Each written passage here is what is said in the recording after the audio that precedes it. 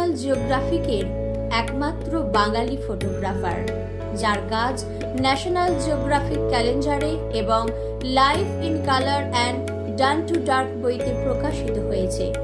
দীর্ঘদিন ধরে তিনি মানুষের মধ্যে বন্যপ্রাণী ও বন্য জীবন সম্পর্কে চেতনা বৃদ্ধির কাজ করে চলেছেন। ভারতের থার্ড আই ফটোগ্রাফি গ্রুপের প্রতিষ্ঠাতা শ্রী অতনু পাল মহাশয়কে উড়ান মানব সম্মাননা দিতে পেরে আমরা গর্বিত।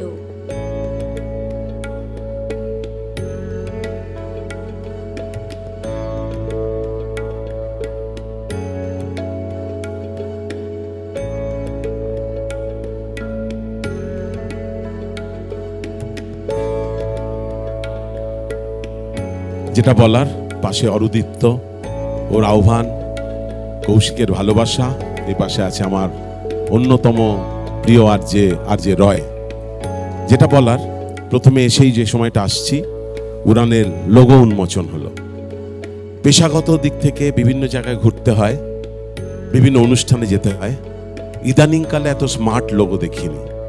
প্রথম কথা, যিনি করেছেন এবং এই প্রতিষ্ঠান সেটাকে মান্যতা দিয়েছে, এটা খুব ভালো লাগছে।